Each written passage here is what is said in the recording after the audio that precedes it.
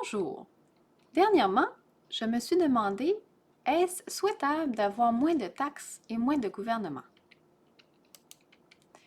Je me suis posé cette question puisque Pierre Poilievre, dernièrement, disait qu'il voulait faire du Canada le pays le plus libre au monde en imposant moins de taxes et moins de gouvernement.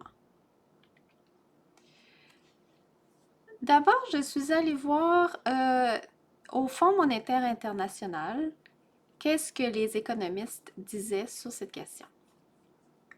J'ai trouvé un résumé préparé par Andrew Stanley à partir du rapport sur les inégalités mondiales 2022. D'après ce résumé, nous vivons dans un monde déséquilibré. Quelques 10% de la population mondiale possèdent 76% de la richesse, perçoivent 52% des revenus et sont à l'origine de 48% des émissions mondiales de carbone. Si nous regardons les 1% plus riches, ils détiennent 38% de la richesse mondiale, perçoivent 19% de l'ensemble des revenus et sont à l'origine de 17% des émissions mondiales de carbone. Voici le rapport sur les inégalités mondiales 2022. Le rapport en français est un résumé. Le rapport entier en anglais est disponible à cette adresse. Quelle est la mission du laboratoire sur les inégalités mondiales? Leurs missions sont l'extension de la World Inequality Database, la publication de rapports et de documents méthodologiques, ainsi que la diffusion de travaux et de données dans les milieux universitaires et dans le débat public. Dans le rapport sur les inégalités mondiales 2022, nous voyons entre autres cette carte qui montre les écarts de revenus entre les 10% du haut et les 50% du bas dans le monde en 2021.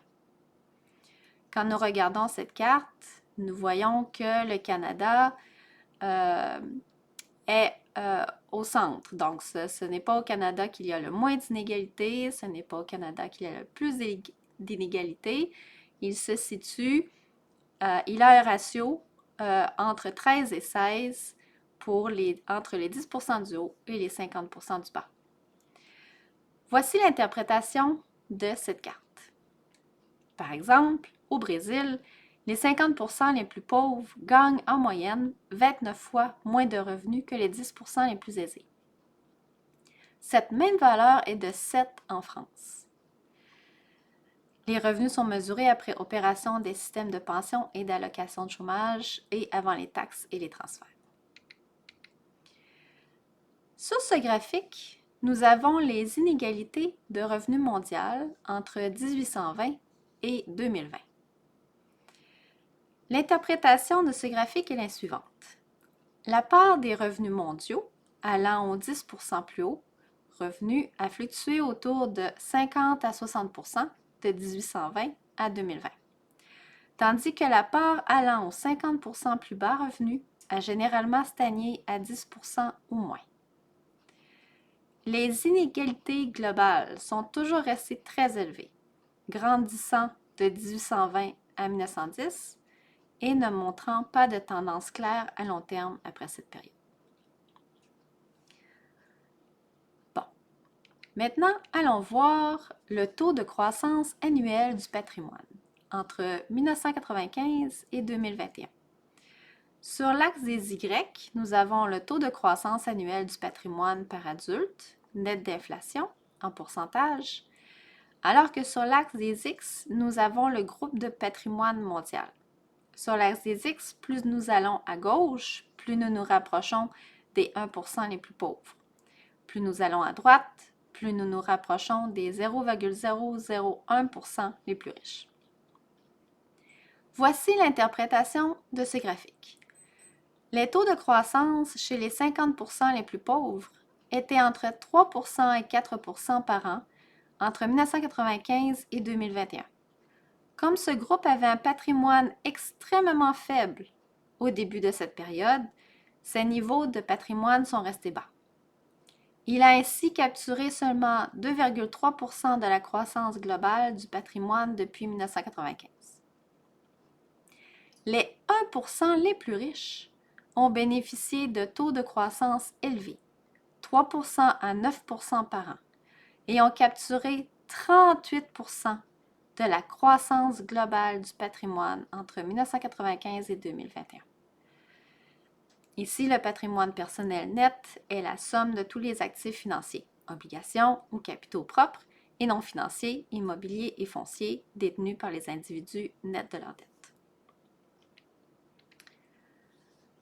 D'après le rapport, l'inégalité est un choix politique et non une fatalité. Selon eux, depuis les années 1980, les inégalités de revenus et de patrimoine sont en augmentation presque partout, à la suite de programmes de dérégulation et de libéralisation. D'après le rapport, il faut redistribuer les richesses afin d'investir dans l'avenir. Ce qu'il suggère, c'est de collecter un modeste impôt progressif sur la fortune des multimillionnaires. Ça inclut aussi les milliardaires et les multimilliardaires. Étant donné le niveau atteint par la concentration des patrimoines, un impôt progressif léger serait susceptible de faire rentrer des recettes significatives dans les caisses des États. L'inégalité est toujours un choix politique et tirer les enseignements des mesures prises dans d'autres pays ou en d'autres temps est essentiel pour qui veut tracer des chemins de développement plus équitables. Dans le rapport entier en anglais, à la fin du rapport, nous pouvons voir les inégalités dans différents pays. Et il y avait le Canada. D'après les données recueillies, voici ce qu'ils ont pu compiler. Le Canada est un pays avec des hauts niveaux d'inégalité, à mi-chemin entre les États-Unis et l'Europe.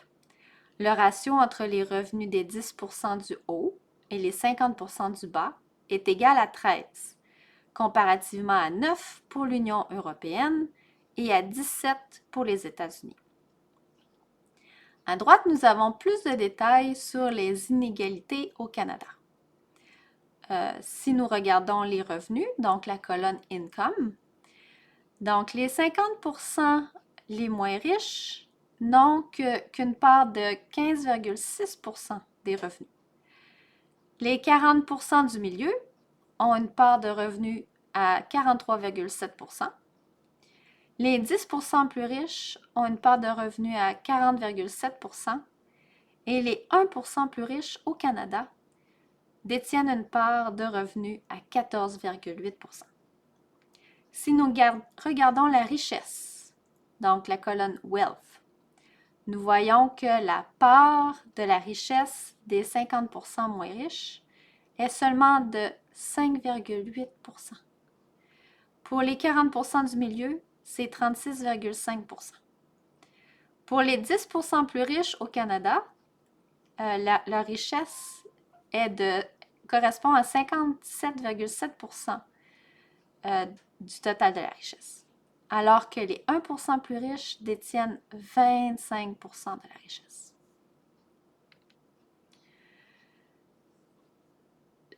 Le rapport dit aussi que les inégalités au Canada ont descendu après la Deuxième Guerre mondiale et ont été maintenues à un bas niveau de 1950 aux années 1980 grâce à un mélange de contrôle de capitaux et de politique sociale.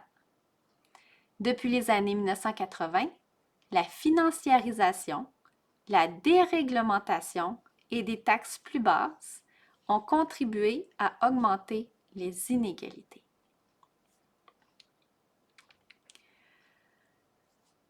Ici, j'ai remis la courbe des inégalités de revenus mondiales. J'ai aussi remis la courbe sur les parts de revenus au Canada, mais j'ai rajouté aussi d'autres pays. Donc, ce que nous observons aux États-Unis, en Suède, en France et en Allemagne. Il y avait aussi quelques autres pays, mais ceux-là, je les trouvais intéressants. Si nous regardons le graphique 7 sur les inégalités de revenus mondiales entre 1820 et 2020, regardez bien la courbe du 10% du haut et la courbe du 40% du milieu. Ici, j'ai mis une ligne entre les deux courbes parce que ces deux courbes sont presque des courbes miroirs.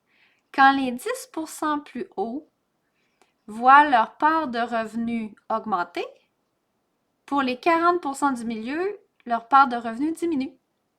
Et inversement, quand les 10% du haut ont une plus petite part de revenus, les 40% du milieu voient leur part de revenus augmenter. Quand nous regardons au Canada, nous avons un phénomène semblable. Donc, quand les 10% plus riches au Canada ont une plus grande part de revenus, les 50% moins riches voient leur part de revenus diminuer. Et vice-versa. Quand les 10% voient leur part de revenus diminuer, les 50% moins riches voient leur part de revenus augmenter.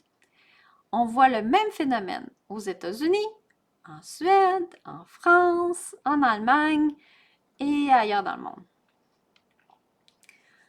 Donc, en gros, nous voyons les effets de la dérégulation et de la libéralisation.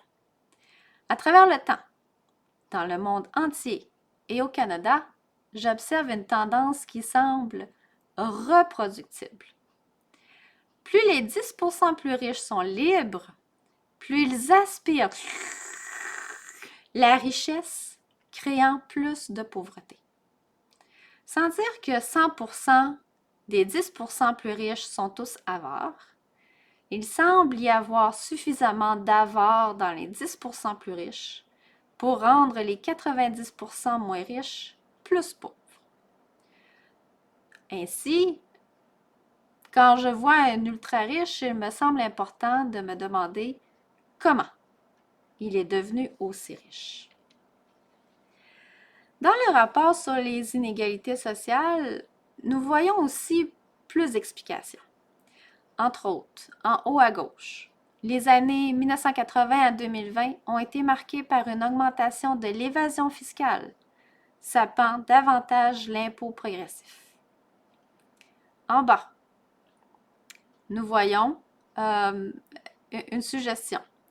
Une taxe moderne sur la richesse doit inclure d'abord la lutte contre l'évasion fiscale. Ensuite, il pourrait y avoir une taxe sur la richesse avec un haut seuil d'exemption et aucun traitement préférentiel pour les différentes classes d'actifs. Cela réduirait significativement l'évitement fiscal. Donc, ici, il y a deux termes. L'évasion fiscale, c'est quand on cache de l'argent dans les paradis fiscaux. L'évitement fiscal, c'est légal, mais on va à l'encontre de l'essence de la loi. On utilise les failles de la loi pour moins payer d'argent. Troisièmement, les technologies modernes de l'information pourraient être utilisées pour collecter des données sur la valeur marchande de la plupart des formes de richesse et pré-remplir les rapports d'impôt, réduisant les possibilités d'évasion au minimum. Si nous regardons à droite, il parle ici des promesses et des pièges d'une taxation minimale pour les entreprises. En juin 2021, plus de 130 pays et juridictions se sont entendus sur les profits des multinationales qui devraient être assujettis à une taxe minimale de 15%. Bon, il n'y a pas que les économistes du rapport sur les inégalités sociales qui parlent d'évitement fiscal et d'évasion fiscale. J'ai trouvé aussi un site de ProPublica. Ici, nous avons le titre « Les fichiers secrets du Internal Revenue Service américain, mine d'enregistrement jamais vue auparavant, révèle comment les plus riches évitent l'impôt sur le revenu. Donc, ici, j'ai enlevé les noms des personnes. A, B, C, D, c'était des noms de personnes ultra riches. Je voulais pas pointer personne en particulier, mais je voulais montrer des chiffres qui se peuvent. Donc, nous avons ici les ultra riches en nombre. Donc, le graphique ici montre la richesse, les revenus et les impôts pour 4 des personnes les plus riches aux États-Unis de 2014 à 2018. Donc, lorsque nous voyons la richesse de ces 4 ultra riches est dans les milliards de dollars. Ensuite, quand nous regardons les revenus rapportés, ça se trouve entre plusieurs millions de dollars à quelques milliards de dollars. Ensuite, lorsqu'on regarde les impôts payés, on voit que ça se chiffre à plusieurs millions de dollars. On pourrait se dire, ben c'est beaucoup, payer plusieurs millions de dollars d'impôts, mais quand on fait la comparaison avec le revenu rapporté, on se rend compte que le pourcentage d'impôts est très petit. Donc ici, dans l'exemple, le pourcentage d'impôt varie entre 0,10% et 3,27% seulement. L'article de ProPublica décrit un peu plus les stratégies utilisées par les ultra-riches pour payer moins d'impôts. Donc, il peut y avoir l'évasion fiscale. Et comme j'ai dit, il y a différentes stratégies d'évitement fiscal. Donc, entre autres, il parlait de petits salaires, mais beaucoup d'actions et de propriétés.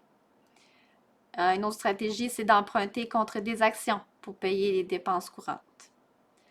Une autre stratégie est l'évitement fiscal d'entreprise, en envoyant les profits dans d'autres pays. Il y avait aussi la stratégie acheter, emprunter, mourir. Il y a aussi la création de fondations philanthropiques qui fournissent de grosses déductions d'impôts pour dons de charité. Il y avait aussi d'autres stratégies. Suite à la publication de cet article de ProPublica, il y a eu un blog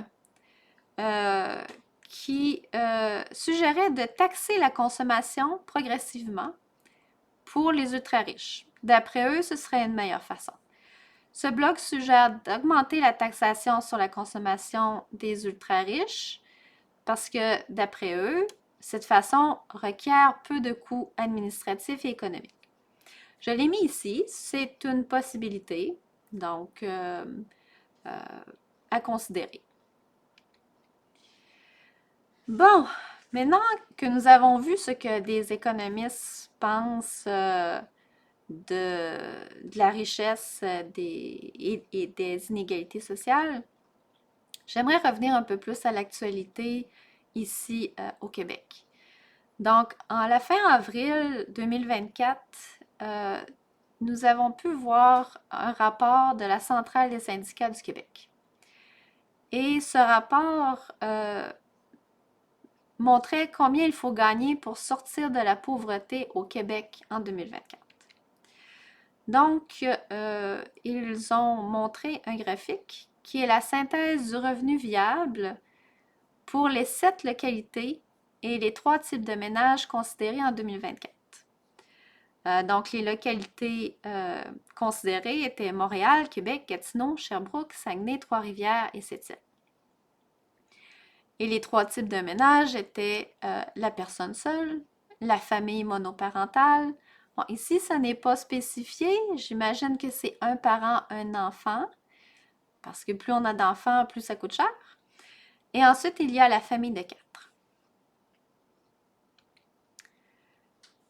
Dans l'actualité québécoise aussi, en décembre, juste avant Noël, nous avons vu qu'il y avait un bras de fer entre les syndiqués d'Amazon et Amazon. Donc, parmi les principales revendications, le syndicat affilié à la CSN réclamaient un salaire d'entrée de 26 l'heure. D'après eux, c'est le salaire du marché. Plutôt que les 20 payés par Amazon à l'heure actuelle. Il exige aussi de meilleures conditions de travail, les syndiqués déplorant entre autres des blessures fréquentes et un niveau de stress élevé en raison du rythme effréné de leur emploi.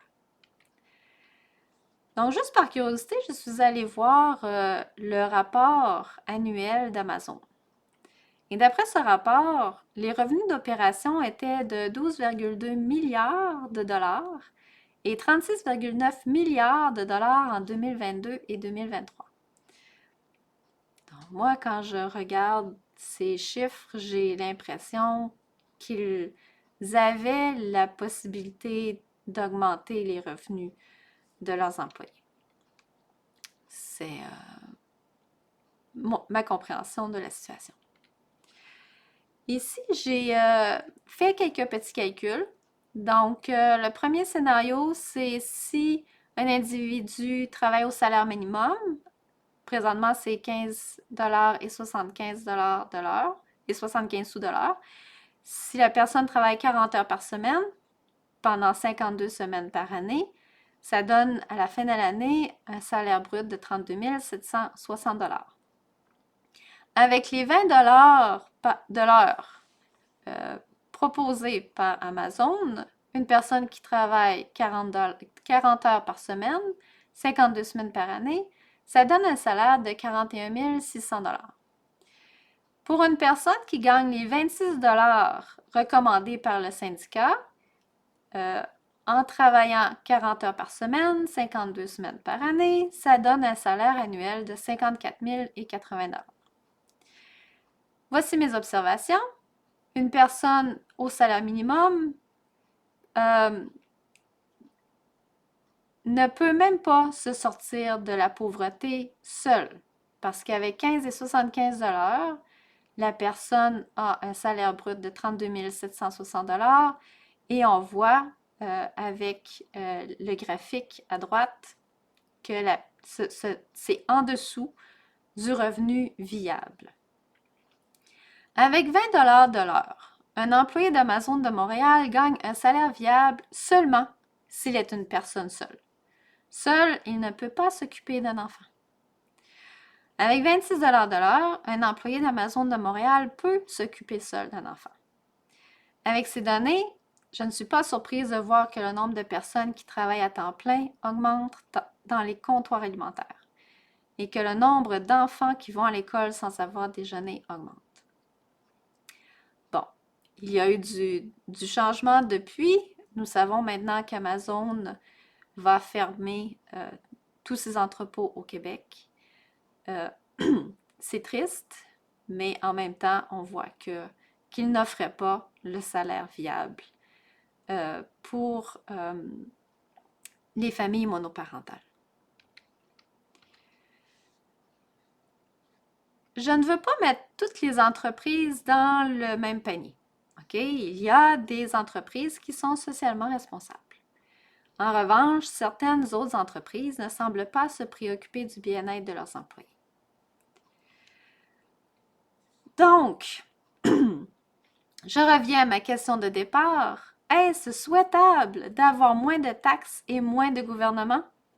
Mon analyse avec toutes ces données est la suivante. Parmi les 10% plus riches, il y a suffisamment d'individus avares pour aspirer la richesse, créant plus de pauvres lorsqu'on les laisse libres. Il vaut mieux mettre en place des mesures pour éviter cette aspiration de la richesse. Donc, vous avez vu, je vous ai donné toutes mes sources. Si vous voulez aller plus en profondeur dans certains sujets, ne vous gênez pas. Sur ce, je vous souhaite une très belle journée. Au revoir.